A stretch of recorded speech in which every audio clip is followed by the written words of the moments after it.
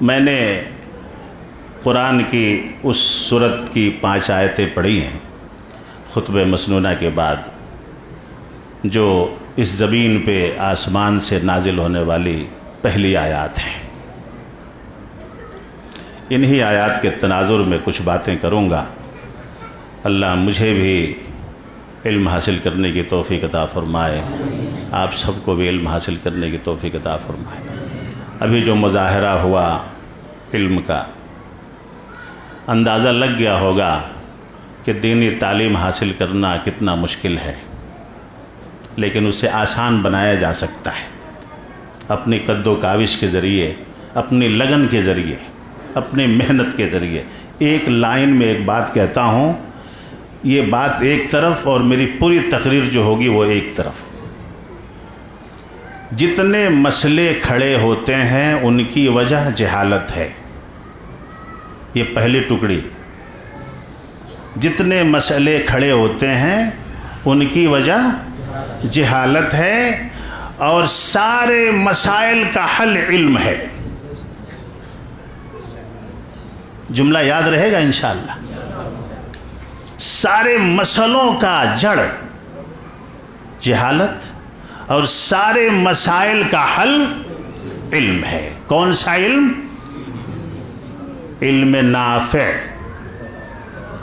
جب العلم کہیں گے، العلم جب کہیں گے، قرآن و حدیث میں جہاں بھی العلم آیا ہے، علم کی 2 قسمیں ہیں، اور تطبیقاً تیسری قسم آتی ہے، علم نافع، علم غیر نافع۔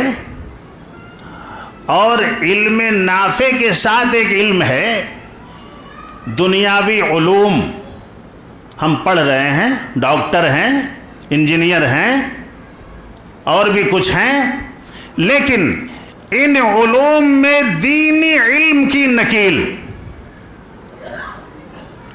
علم نافع کی نکیل اگر دنیاوی علوم میں ہے، جیسے اونٹ کے ناک میں نکیل ہوتا ہے، تو یہ علم بھی نافع ہے۔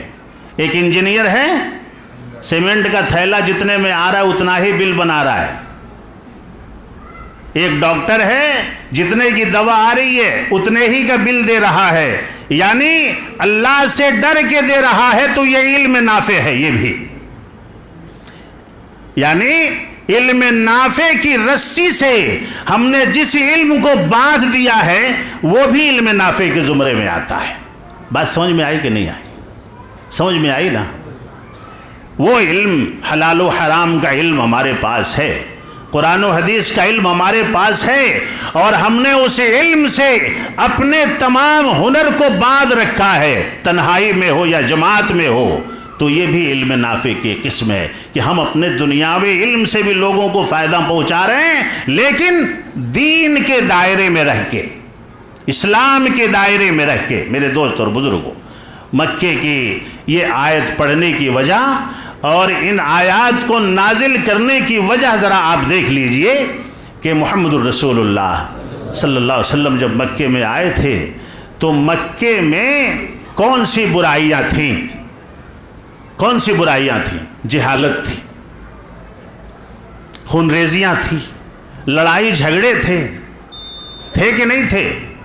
خانہ کعبہ کا طواف ننگا ہو کر کے کیا جاتا تھا۔ دن میں مرد کرتے تھے، رات میں عورتیں کرتی تھیں، ننگا برہنہ ہو کر کے، اور لڑکیوں کو زندہ درگور کیا جاتا تھا، سود کھایا جاتا تھا، چوری کی جاتی تھی، ڈاکے ڈالے جاتے تھے، اور برسہا برس تلواریں نیام سے باہر رہتی تھیں۔ اللہ رب العالمین نے سود کے خلاف آیت نازل نہیں کی۔ سب سے پہلی آیت سود کے خلاف نازل نہیں ہوئی، جھگڑوں کے خلاف نازل نہیں ہوئی، سب سے پہلی آیت ننگے پن کے خلاف نازل نہیں ہوئی، سب سے پہلی آیت نماز کے بارے میں نہیں ہوئی، سب سے پہلی آیت یعنی اللہ نے اپنے بارے میں بھی نازل نہیں کی۔ اللہ نے وہ آیت نازل کی، اقرا بسم ربک الذی خلق، علم حاصل کرو۔ ساری جہالتوں کو ختم کرنے کا ذریعہ علم ہے، ساری جہالتوں کو۔ ایک آدمی اگر علم حاصل کرتا ہے، इल्म नाफे, कुरान और हदीस का इल्म हासिल करता है, उसके अंदर से जहालत दूर होगी। मिसाल असलाफ ने मिसाल दिया है, एक कमरा आप कितना भी खूबसूरत बना के छोड़ दें, उसमें ताला मार दें और उसमें रोशनी ना हो, कुछ सालों के बाद उसमें आप जाके देखें हशरातुल अर्ज होंगे, कीड़े मकोड़े होंगे, धूल से पटा होगा, बदबू होगी, गंदगी होगी, और जैसे ही उसमें आप रोशनी जलाएंगे सारे हशरातुल अर्ज भागने लगेंगे, निकलने लगेंगे। रोशनी होने के बाद मुहम्मदुर रसूलुल्लाह सल्लल्लाहु अलैहि वसल्लम के ऊपर अल्लाह रब्बुल आलमीन ने जिन आयात को नाजिल किया, इक़रा बिस्मि रब्बिकल्लज़ी खलक़, पढ़ो अपने रब के नाम से जिसने पैदा किया, पढ़ो। यानी तालीम की शुरुआत रब की तालीम से होनी चाहिए। अल्लाह हमें इसकी तौफीक अता फरमाए। भाई साहब ने नमाज का पूरा तरीक़ा सिखाया, बताया, कितनी खुशी हो रही है, कितनी खुशी हो रही है। अल्लाह आप सबको इल्म हासिल करने की तौफीक अता फरमाए। आजिज़ी के साथ, इनकिसारी के साथ इल्म हासिल करने के बाद उलमा से बहस ना करें। कोई बात मालूम हो तो उलमा से बहस ना करें। अंदाज़ा लगा सकते हैं ना कि एक नमाज की तरकीब आप याद कर ले रहे हैं तो आपको कितनी खुशी हो रही है। एक मदरसे का तालिब इल्म 15 साल तक मदरसे का खाना खाता है। कितने सालों तक? 15 सालों तक अपने माँ बाप से दूर रहता है, 15 सालों तक मदरसे में मक्खी और मच्छर के बीच में रहता है, और वही उबले हुए चावल और पतली दालें खा करके ये उलमा मदरसों में कुरान और हदीस का इल्म हासिल करते हैं।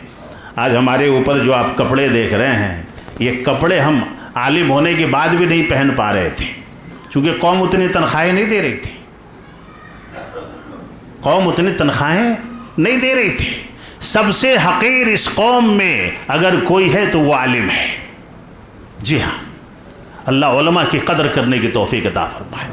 और आए दिन आप सोशल मीडिया पे देखते रहते हैं उलमा के बारे में, उलमा की तनख्वाहों के बारे में, उलमा की हालतों के बारे में।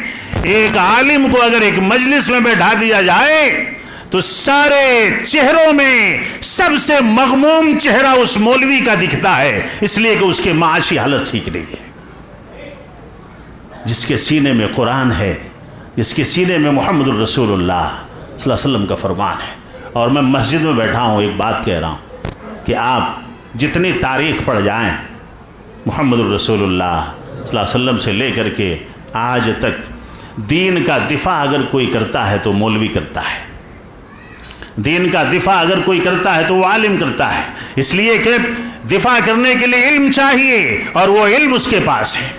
अभी मैं आपसे सवाल करूं, मेरी तरफ देखिए, नीचे मत देखिएगा। मोबाइल कहाँ है आपका? मोबाइल कहाँ रखें आप? नीचे रखिए, ठीक से बैठिए, नीचे रखिए, मोबाइल की तरफ मत देखिए। अभी जो आयतें पढ़ी गई ये किस सूरत की है?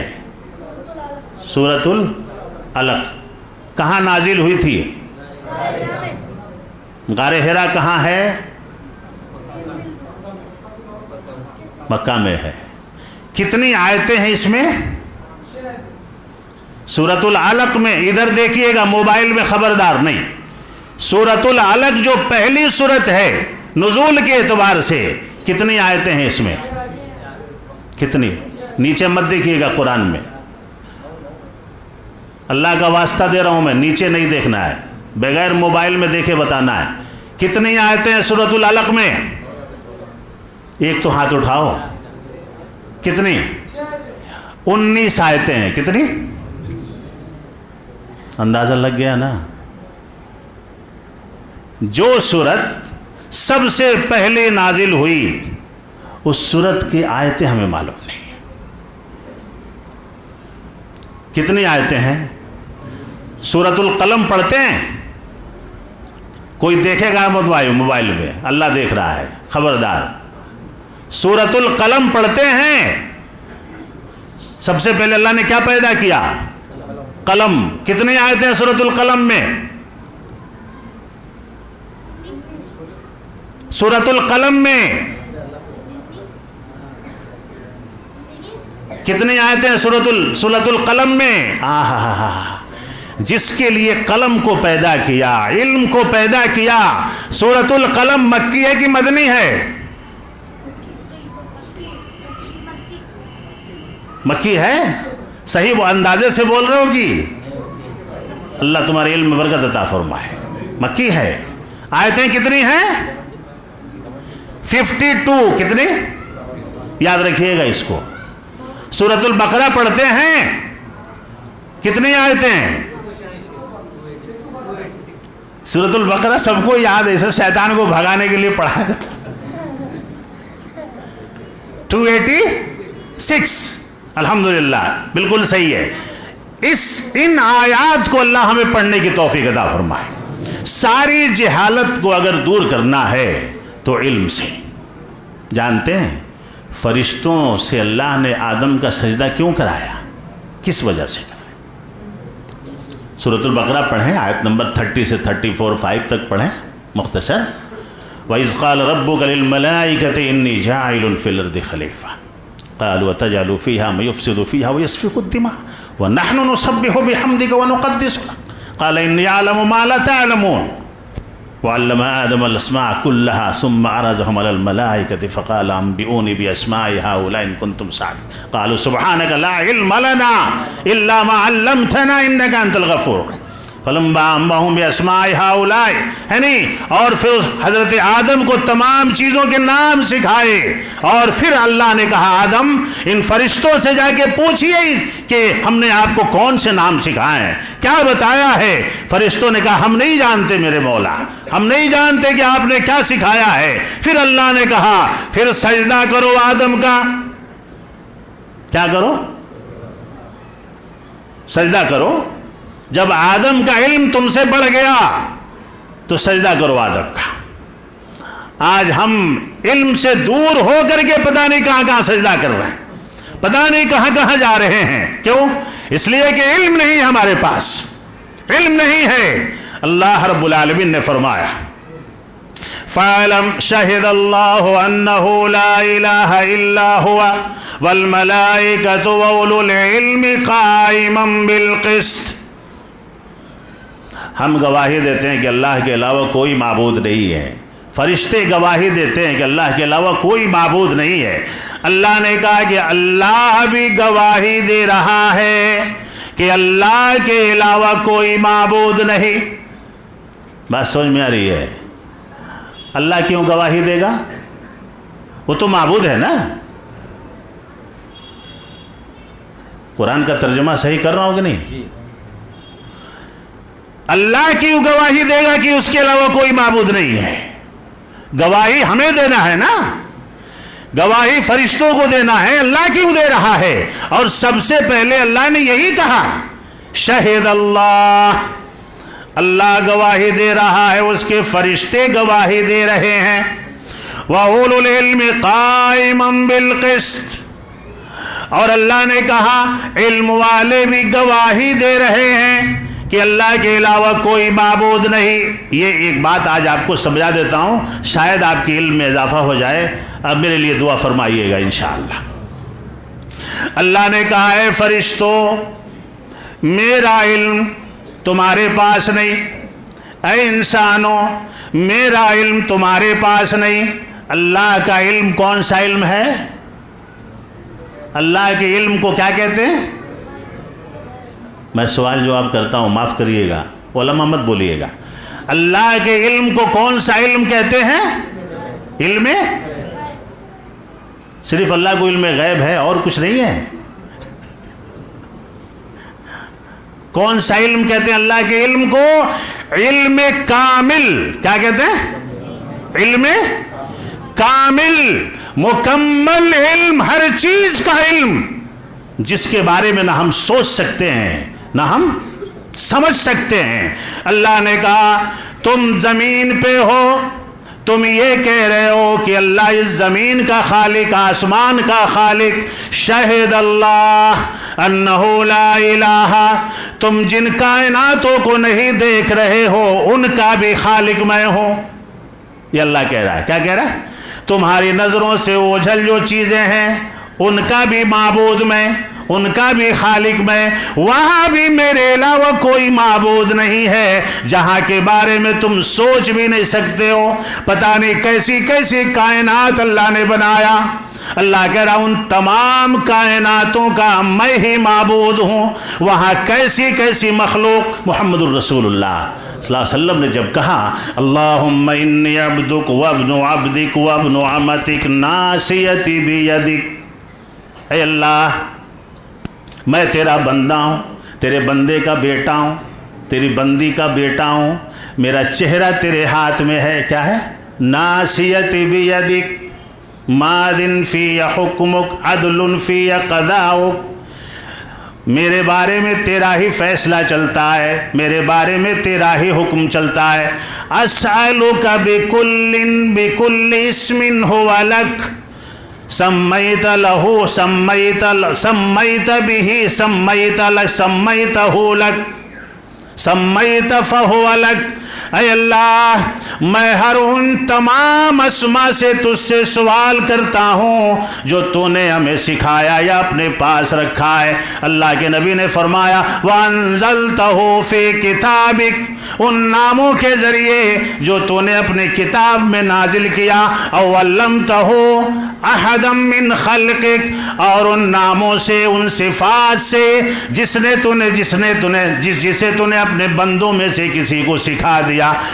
او استأثرت فی علم الغیب عندک، اے اللہ ان تمام اسماء حسنہ سے بھی میں تجھ سے سوال کرتا ہوں جو نہ فرشتوں کو معلوم ہے، نہ انبیاء کو معلوم ہے، نہ کسی مخلوق کو معلوم ہے، نہ تو نے کتاب میں نازل فرمایا، نہ کسی کو سکھایا، وہ صرف تو جانتا ہے کہ تیرے اور کتنے نام ہیں، تیرے اور کتنے صفات ہیں۔ ان تجعل القرآن ربیع قلبی ونور صدری، محمد الرسول اللہ صلی اللہ علیہ وسلم دعا کرتے تھے اے اللہ اس قرآن کو میرے دل کا بہار بنا دے، آمین کہیے۔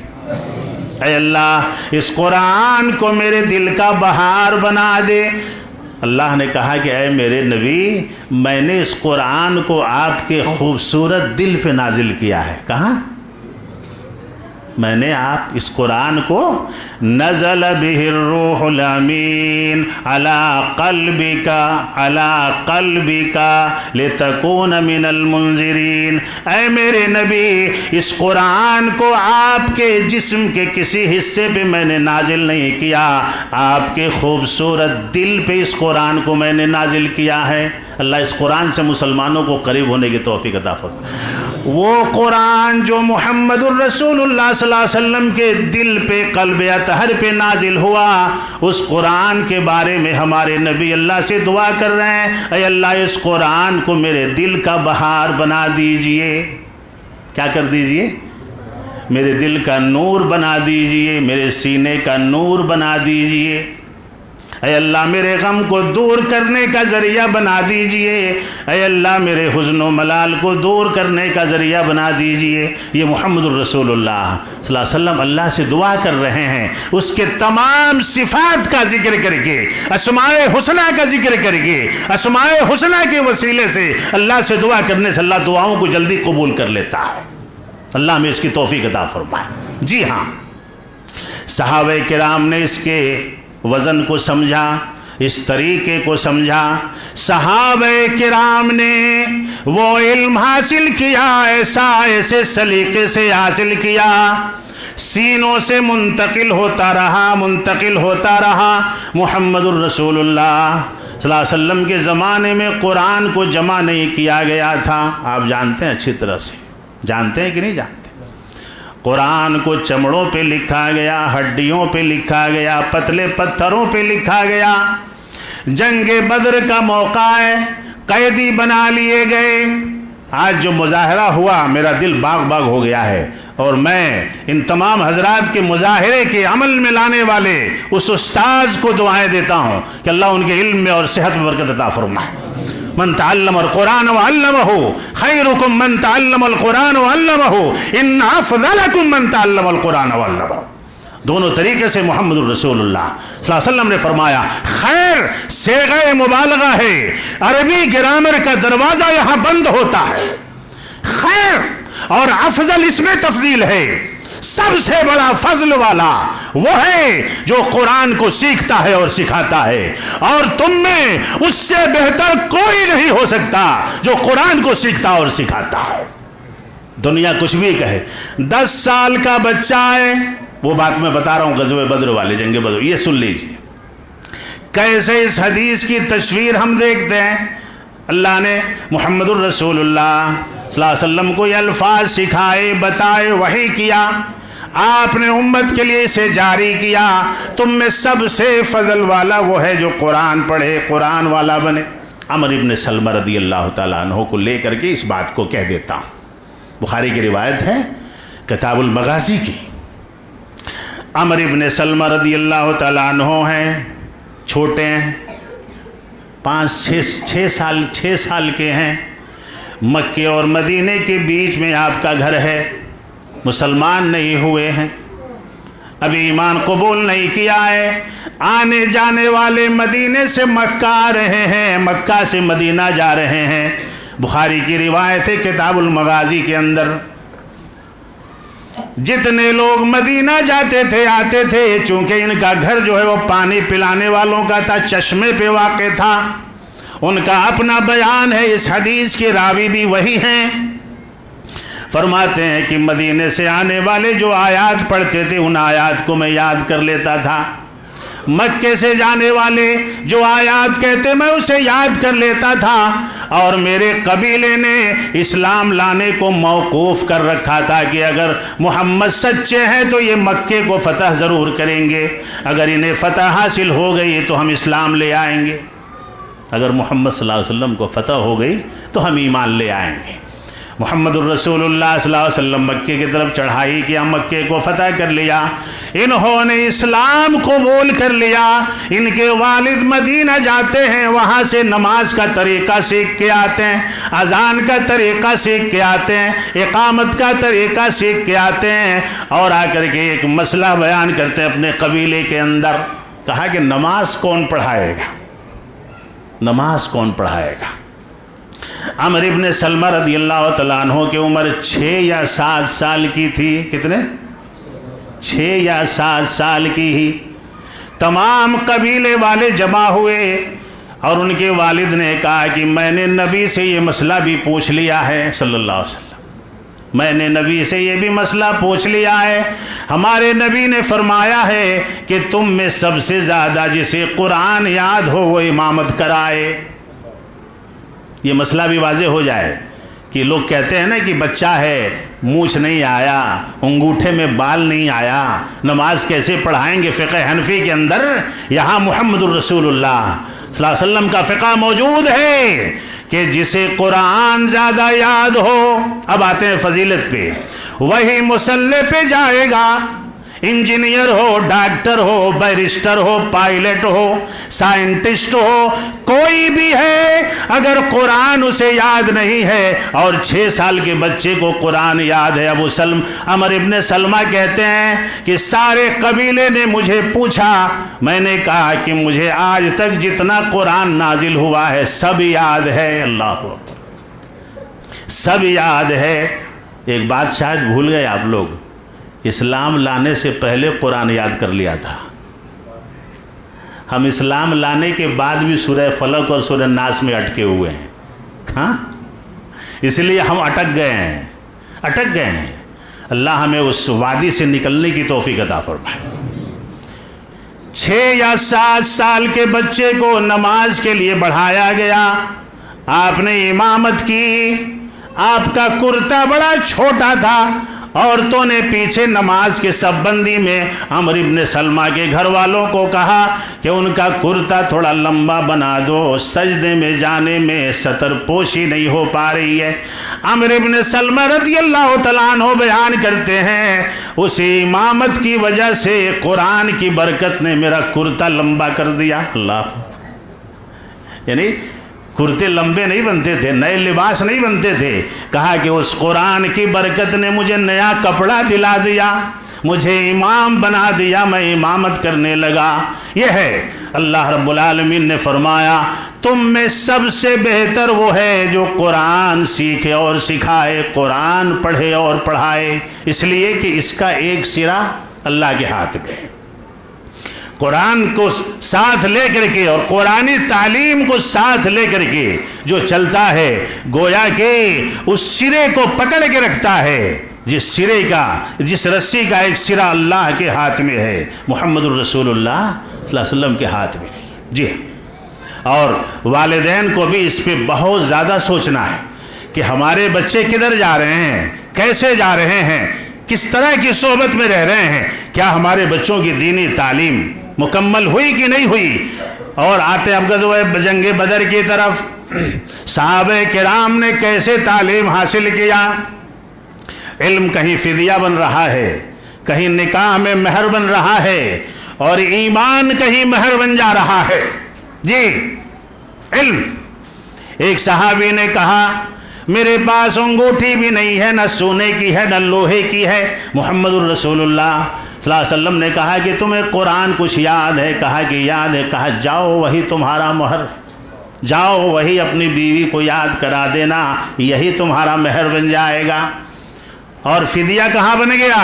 70 قیدی جو پکڑ کے لائے گئے میدان بدر سے۔ کس ہجری میں جنگ بدر ہوئی تھی؟ علماء مت بولیے گا۔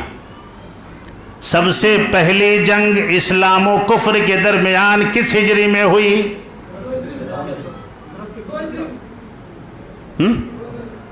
یاد ہے؟ کتنے مشرکین مارے گئے؟ 70 مارے گئے۔ کتنے قید کیے گئے؟ اتنے ہی۔ یہ دونوں یاد رکھیے گا، مارے بھی اتنے ہی گئے، قید بھی اتنے ہی کیے گئے۔ محمد الرسول اللہ صلی اللہ علیہ وسلم نے ان سے کہا تم میں جس کے پاس فدیہ نہیں ہے، بہت غور سے سنیے گا، اللہ چاہے ہمارے لیے اسے مثال راہ بنا دے انشاءاللہ، تم میں جو فدیہ نہیں دے سکتا ہے وہ ان بچوں کو علم سکھائے جو مدنی ہیں، جو انصاریوں کے بچے ہیں، پڑھے لکھے نہیں ہیں، ان کو تعلیم دے۔ فدیے کے طور پہ ایک کے ذمے 10 بچوں کو کیا گیا، اسی میں 2 بچے ایسے نکلے جن کو محمد الرسول اللہ صلی اللہ علیہ وسلم کے وحی کا کاتب ہونے کا شرف حاصل ہوا، معاذ ابن جبل رضی اللہ تعالیٰ عنہ، اور ایک زید بن، کتنے زید ہیں؟ اللہ آپ کو زید نام رکھنے کی توفیق عطا فرمائے اپنے بچوں کی، اپنے بچوں کا نام زید رکھیے۔ زید بہت تھے لیکن مشہور 4 تھے، ایک زید ابن اسلم، ایک زید ابن ارقم، ایک منہ بولے بیٹے محمد الرسول اللہ صلی اللہ علیہ وسلم کے زید ابن حارثہ، اور ایک کاتب وحی۔ انہی مشرکین مکہ کے ہاتھوں تعلیم حاصل کیا ہوا بچہ زید ابن ثابت رضی اللہ تعالیٰ عنہ، زید ابن ثابت رضی اللہ تعالیٰ عنہ کو محمد الرسول اللہ صلی اللہ علیہ وسلم نے فرمایا زید تم سریانی زبان سیکھ لو، خطوط آتے ہیں پڑھنے میں تکلیف ہوتی ہے، عبرانی زبان سیکھ لو۔ بعض روایتوں میں ابو بکر کے زمانے کی بات آتی ہے، عبرانی زبان کے ماہر تھے، سریانی زبان کو محض 17 دنوں میں سیکھ لیا تھا۔ اللہ اکبر، کتنے دنوں میں؟ 17 دنوں میں سریانی زبان کے ماہر ہو گئے۔ محمد الرسول اللہ صلی اللہ علیہ وسلم کے حجرے مبارک سے تھوڑے قریب پہ ان کا گھر تھا۔ محمد الرسول اللہ صلی اللہ علیہ وسلم پہ وحی آتی، اللہ کے نبی بلاتے تھے اور کہتے تھے لکھ لو اسے، کبھی ہڈی پہ، کبھی پتلے پتھر پہ، کبھی چمڑے پہ۔ یہی زید بن ثابت رضی اللہ تعالیٰ عنہ ہیں جو قرآن کو لکھ لیا کرتے تھے۔ میرے دوست اور بزرگوں، اسلام ہم تک ایسے ہی نہیں آیا ہے، ہم جو آج مزے لے رہے ہیں، یہ ہم تک جو علم منتقل ہوا ہے یہ ایسے ہی نہیں ہوا ہے، بڑی محنتیں ہوئی ہیں۔ محمد الرسول اللہ صلی اللہ علیہ وسلم کے صحابہ نے بڑی محنتیں ہوئی ہیں ان کی۔ 70 صحابہ اصحاب صفہ جن کو کہا جاتا ہے، मदीने के मस्जिद नबवी के सहन के चबूतरे पे पड़े रहते थे। न कपड़े का न खाने का कोई सुध बुध नहीं था, सिर्फ ये हालत थी कि किसी तरह से दीन का इल्म हासिल किया जाए, दीन का इल्म हासिल किया जाए, दीन का इल्म हासिल किया जाए। मुहम्मदुर रसूलुल्लाह सल्लल्लाहु अलैहि वसल्लम के वो सहाबा जिनको कहीं से भी कुछ आता, अल्लाह के नबी मुहम्मदुर रसूलुल्लाह सल्लल्लाहु अलैहि वसल्लम उनके पास पहुंचाया करते थे, उनको दिया करते थे। रिवायतों में आता है कि किसी के पास तहबंद थी तो कमर से ऊपर पहनने का कपड़ा नहीं था, और किसी मुस्लिम की रिवायत है वही चादर सामने से लपेट करके पीछे गांठ मार लिया करते थे, मुकम्मल चादर भी नहीं थी और उनकी पिंडलियां नजर आती थी। मेरे दोस्त और बुजुर्गों, ये थे असहाबे सुफ़ा जिन्होंने पेट पे पत्थर बांधे, पूरे बदन पे कपड़े कभी नहीं पहने, लेकिन अपने दिलों को इस्लाम की रोशनी से मुनव्वर फरमाया, अपने दिलों को इस्लाम की तालीम से मुनव्वर फरमाया। मेरे दोस्त और बुजुर्गों, इमाम बुखारी रहमहुल्लाह, कुरान के बाद किस किताब का नाम हम लेते हैं? हाँ, कितने साल में हाफिज हुए थे? याद रखिएगा। इसके बीच में भी एक बात बताना चाहता हूँ, हमारे बच्चे जो तालीम से दूर हैं, उनकी एक वजह यह भी है कि हमने अपने बच्चों पे ध्यान नहीं दिया है। अल्लाह हमें इसकी तौफीक अता फरमाए। पीतल की हांडी हो या मिट्टी की हांडी हो, अपने सिर ही बनती है, बनाना पड़ता है, बनाना पड़ता है उसे। जब तक हम बनाएंगे नहीं, जब तक वो बनेगी नहीं। एक हाफिज कुरान, एक आलिम, एक फाजिल ऐसे ही नहीं बन जाते हैं, उनके पीछे उनके घर का माहौल का अमल होता है, उनके माँ बाप के कमाई हुई रोजी का अमल होता है। इमाम बुखारी के वालिद, क्या नाम था इनका? इमाम बुखारी के वालिद का नाम क्या था? अल्लाह अकबर कबीरा। ये मुसलमान बेइश्क नबी जो भी पढ़ाता है बुखारी, आता है बुखार, उसको बुखारी नहीं आती है, बग़ैर नबी से मोहब्बत के ही बुखारी बुखारी कर रहे हैं, और इमाम बुखारी के अब्बा का नाम याद नहीं है? इस्माइल, याद रखिएगा। क्या नाम है? अरे इब्राहिम के बेटे हज़रत इस्माइल ज़बीउल्लाह को याद कर लीजिए। हज़रत इमाम बुखारी के अब्बा का नाम क्या है? इस्माइल। और इमाम बुखारी का नाम क्या है? मुहम्मद, कुन्नियत अबू अब्दुल्लाह। क्या है? अबू अब्दुल्लाह मुहम्मद बिन इस्माइल। बुखारी तो उनको बुखारा के थे इसलिए बुखारी कहा जाता है। असल में मुहद्दिसीन जिन जिन इलाकों के थे, वो सारे मुहद्दिसीन अपने इलाकों की तरफ ही मंसूब हैं। समझ रहे हैं ना आप? ये बता देता हूं मैं आपको।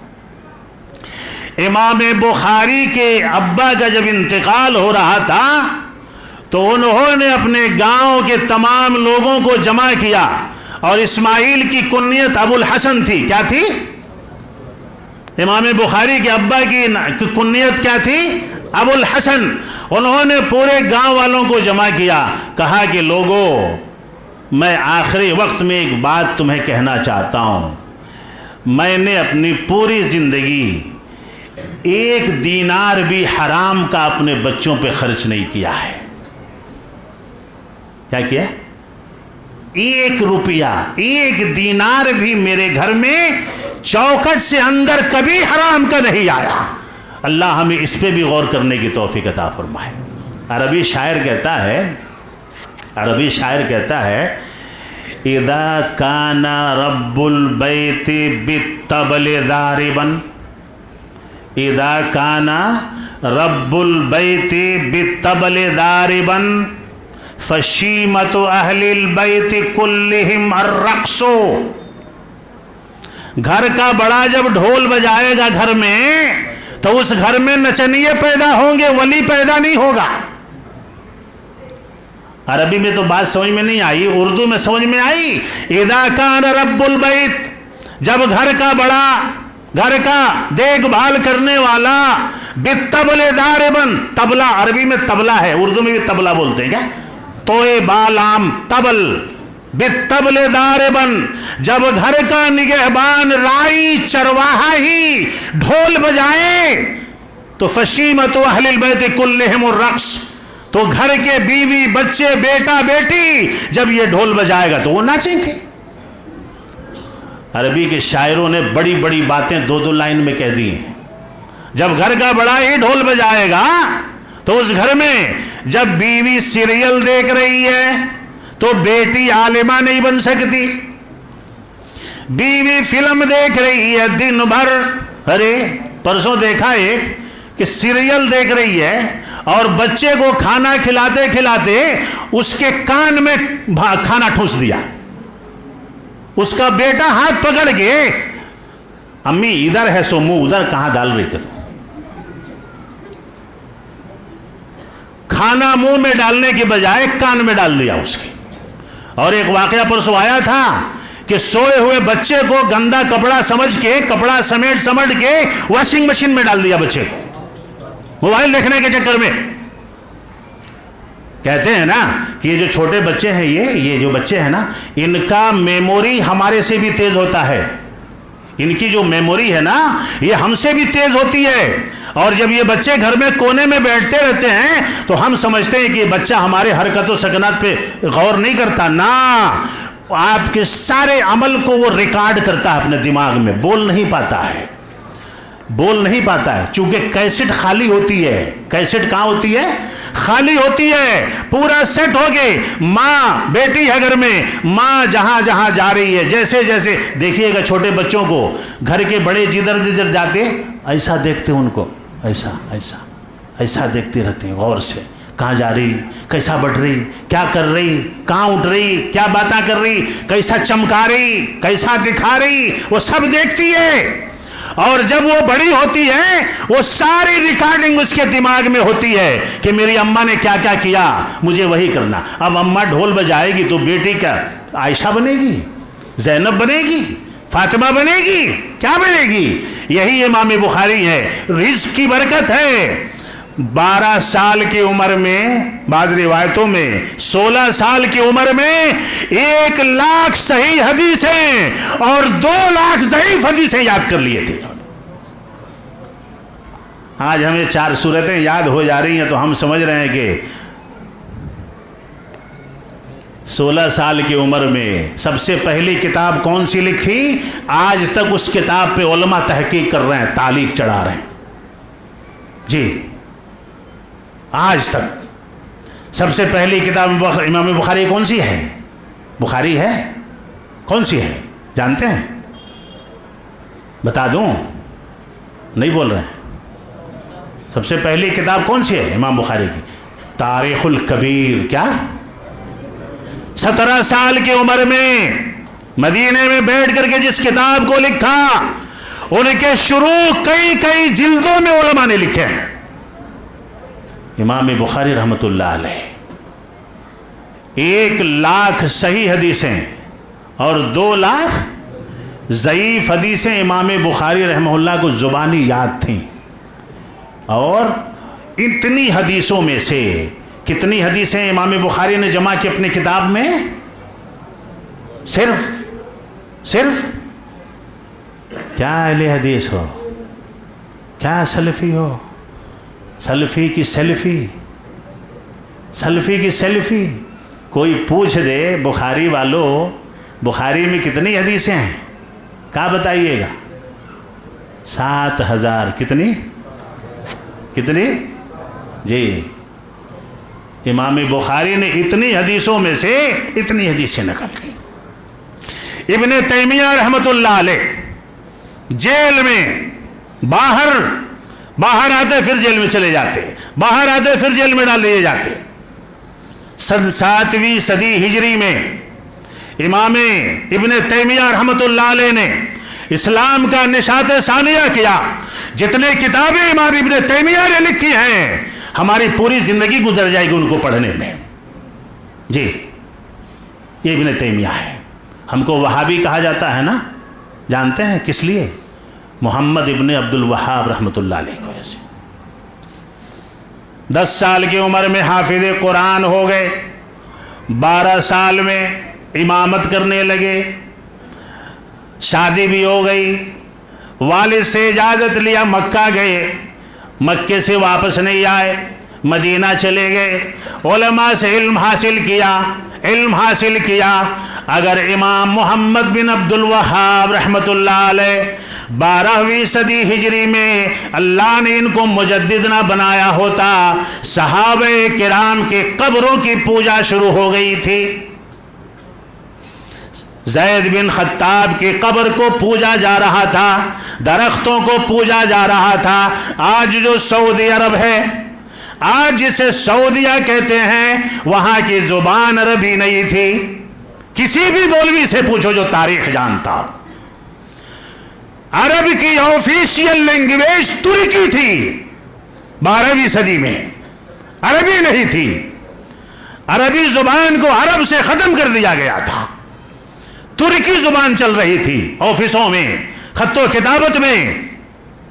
اس دور میں محمد ابن عبد الوہاب رحمۃ اللہ علیہ کو اللہ نے پیدا کیا، 12 سال کی عمر میں امامت کرنے لگے، مدینہ کے علماء سے علم حاصل کیا اور وہاں سے بصرہ منتقل ہوئے۔ 18 سال کی عمر میں کتاب التوحید لکھا آپ نے، 17 کتابیں لکھی۔ کتنی؟ 17۔ وینا میں پیدا ہوئے، وینا میں رہنے نہیں دیا گیا، اپنے والد کے ساتھ حریملہ منتقل ہوئے، حریملہ میں آپ کے اوپر جانی حملہ ہوا، وہاں سے پھر والد کے انتقال کے بعد 1754 میں وہاں سے وینا آئے، وینا کے قاضی کے گھر میں پناہ لی، جس کا نام میرے خیال سے عثمان معمر ہے، جی عثمان معمر، اس کے گھر میں پناہ لیا۔ پھر احسا کا حاکم خط لکھتا ہے عثمان بن معمر کو، ایک عورت نے زنا کیا، محمد بن عبد الوہاب رحمۃ اللہ علیہ کے پاس آئی، اس نے کہا کہ مجھ سے یہ گناہ ہو گیا ہے، مجھے رجم کر دیجئے۔ محمد بن عبد الوہاب رحمۃ اللہ علیہ نے اس پہ رجم کا فتویٰ صادر کر دیا، رجم کر دیا گیا۔ اب جو احسا کا حاکم تھا، سنیے اسے، علم کہاں کہاں کام آتی ہے، علم نے کیسے کایا پلٹ دیا۔ اور اللہ کی قسم آج ہم اپنے بچوں کو اسی علم سے آراستہ کریں، ہمارے قوم کا بھی کایا پلٹ جائے گا انشاءاللہ۔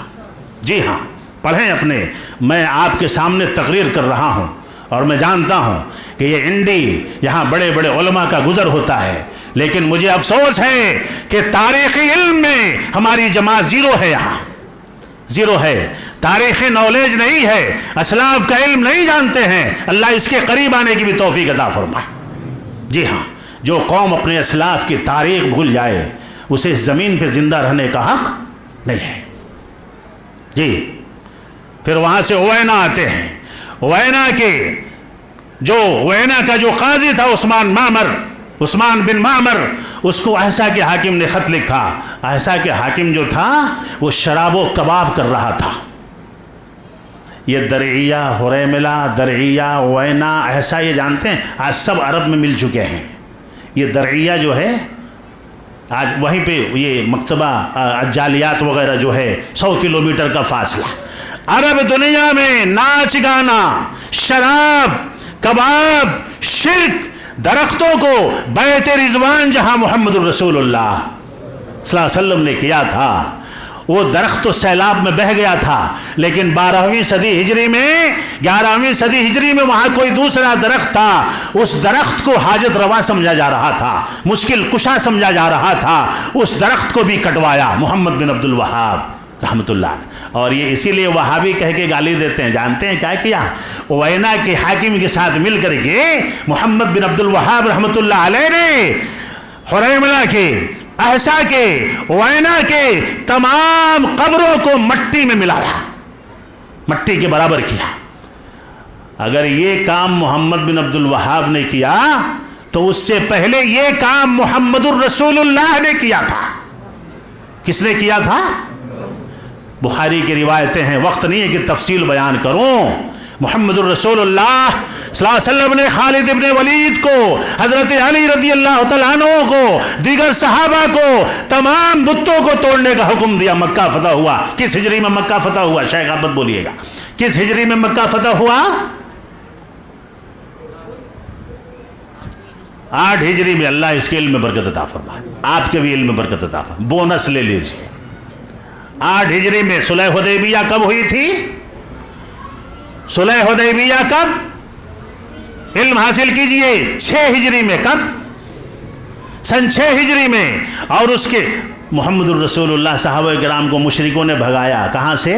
حدیبیہ کے مقام سے۔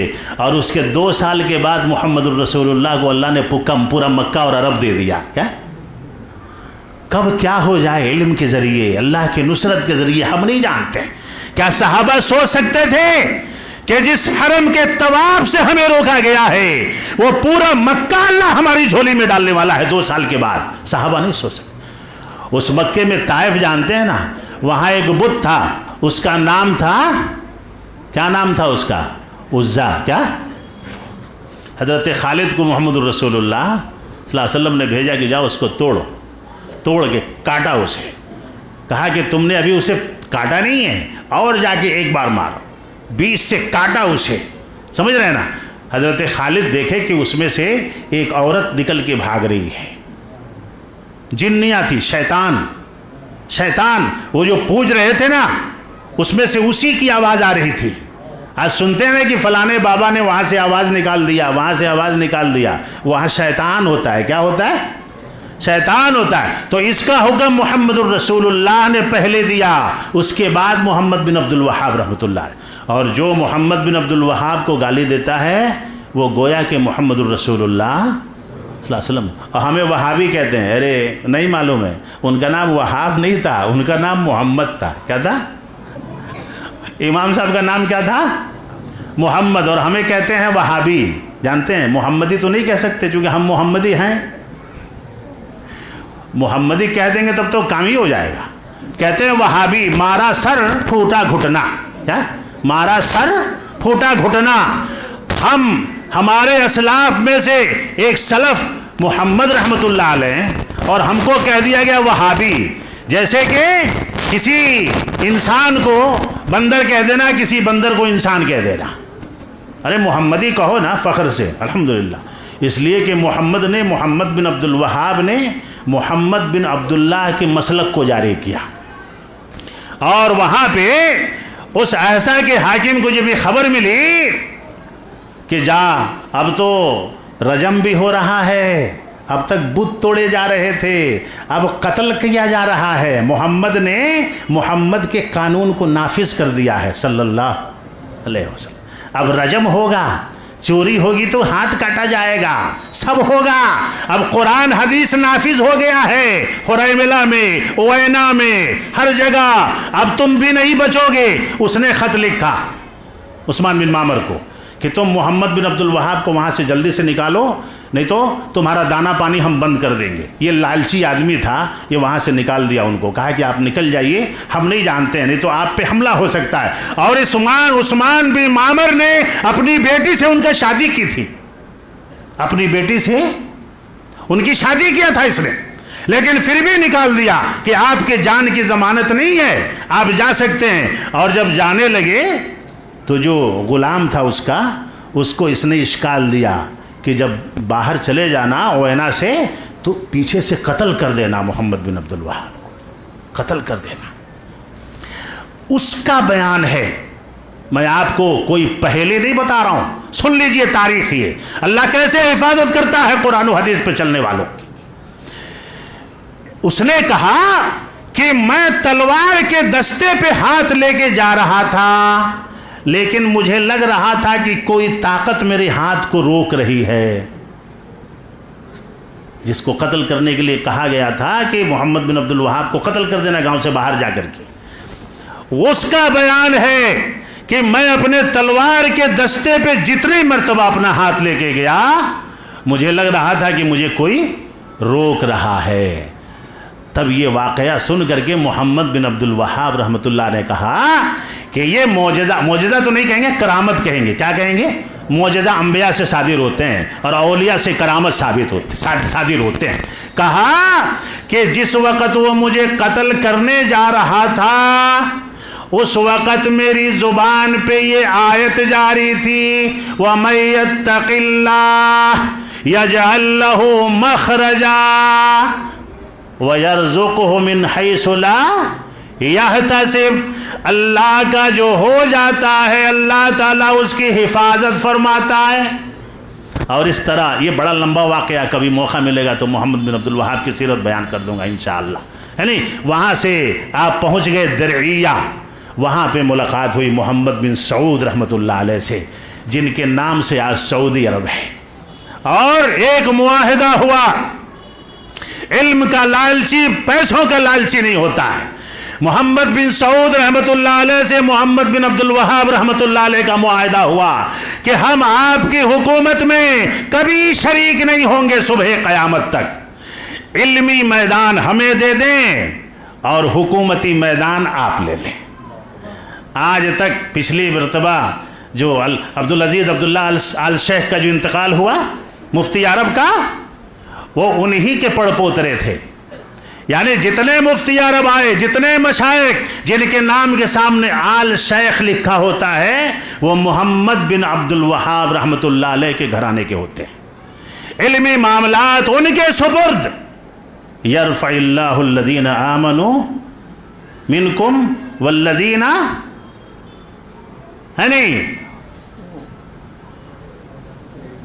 کیا ہے اوتوا العلم درجات.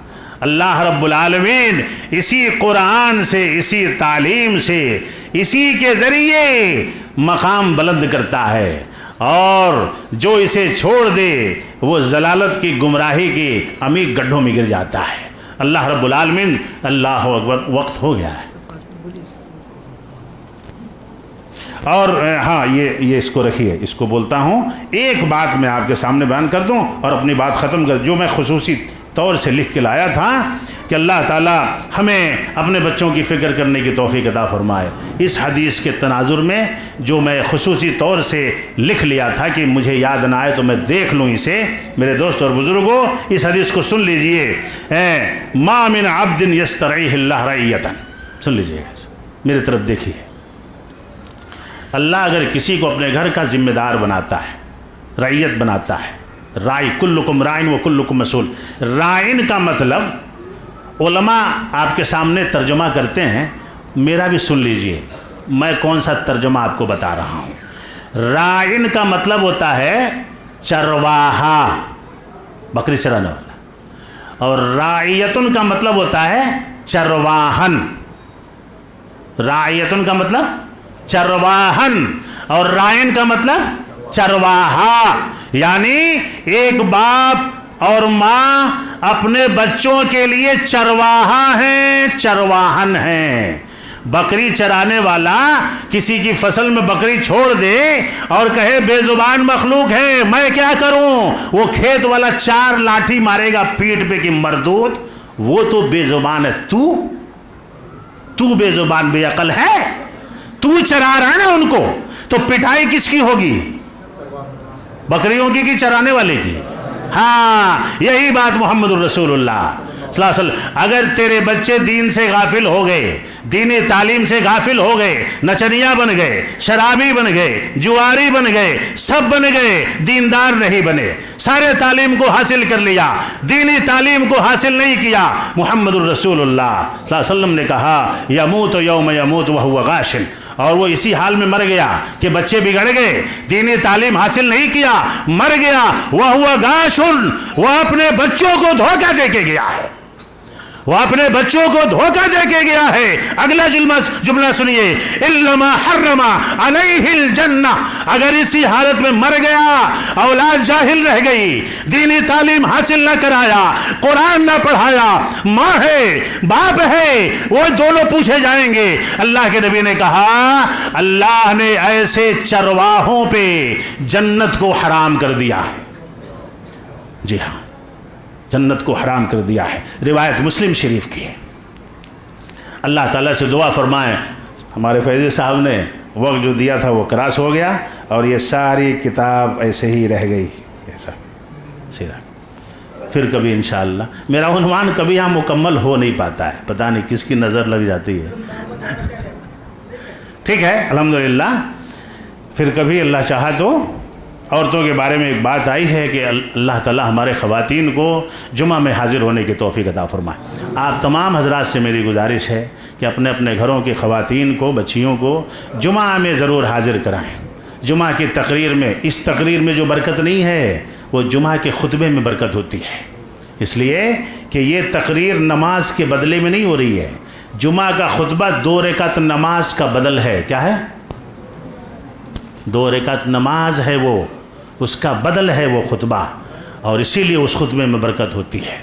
اپنے گھر کی خواتین کو، اپنے گھر کا ماحول اگر سدھارنا چاہتے ہیں، ان کو دینی محفلوں میں شریک کرائیں، شرکت کرائیں. ابھی کتنا علم آپ کو حاصل ہوا؟ میرے خیال سے کئی باتیں معلوم ہوئی. سب سے بڑی بات تو یہ معلوم ہوئی کہ سورۃ العلق پہلی سورت ہے. کتنی آیتیں ہیں معلوم ہوئی نا؟ قرآن میں جا کے ڈھونڈتے نہیں ہیں. اور سورہ قلم کی کتنی آیتیں؟ اب نہیں بھولیں گے آپ لوگ انشاءاللہ. ہاں پھر کبھی آئیں گے تو پھر دوسری صورتوں کے بارے میں پوچھیں گے. اب پتہ نہیں کون سا پوچھیں گے، اس لیے 114 کا بھی یاد کر لیجئے گا. ایک جگہ ایسے ہوا تھا کہ سوال ہوا تو اس میں سب لوگ پورے صورتوں کا نمبر یاد کر کے آ گئے. اب مولانا کہا کہ میں تو سوچا بھی نہیں تھا کہ میری تقریر سے اتنا فائدہ ہوگا، اتنا فائدہ ہوگا. اور میں ایک بات کہتا ہوں کہ جتنی صورتیں شروع ہوتی ہیں یا جتنے پارے شروع ہوتے ہیں، ان کے نام کا وجہ تسمیہ یاد کریں. اللہ تعالیٰ آپ کو بہت مزہ آئے گا اس میں. بہرکیف اللہ تعالیٰ ہمیں دینی تعلیم سے قریب ہونے کی توفیق عطا فرمائے، اور وہ علم جو دینی علم سے یعنی شرعی علم سے، علم نافع سے بندھا ہوا ہو، ایسے علم کو حاصل کرنے کی توفیق عطا فرمائے. اللہ جب تک زندہ رکھے اسلام پہ، اور خاتمہ ہو تو خاتمہ بالخیر عطا فرمائے. اللہ تعالیٰ آپ سب کے صحت میں برکت عطا فرمائے، گھر بار میں برکت عطا فرمائے. سفر میں ہوں دعا دے رہا ہوں، آمین بول لیجئے. اللہ آپ کی بیماری کو دور کرے، آپ کی پریشانی کو دور کرے. ہماری ماں بہنوں کے اندر جو پریشانی اللہ اسے بھی دور فرمائے. آپ کے قرض کی ادائیگی کا اللہ راستہ پیدا کرے. جو جوڑے بغیر شادی شدہ ہیں، اللہ تعالیٰ انہیں نیک جوڑے عطا فرمائے، نیک یعنی رشتہ عطا فرمائے. اور آپ سب کو اللہ تعالیٰ دین سے، علماء کرام سے، جو مخلص علماء آپ کی بستی میں رہ رہے ہیں، ایسے علماء سے قریب رہنے کی توفیق عطا فرمائے. ان کی خدمت حاصل کرنے کی توفیق عطا فرمائے، اور ان کی خدمت کرنے کی بھی توفیق عطا فرمائے. آمین. السلام علیکم ورحمۃ اللہ وبرکاتہ.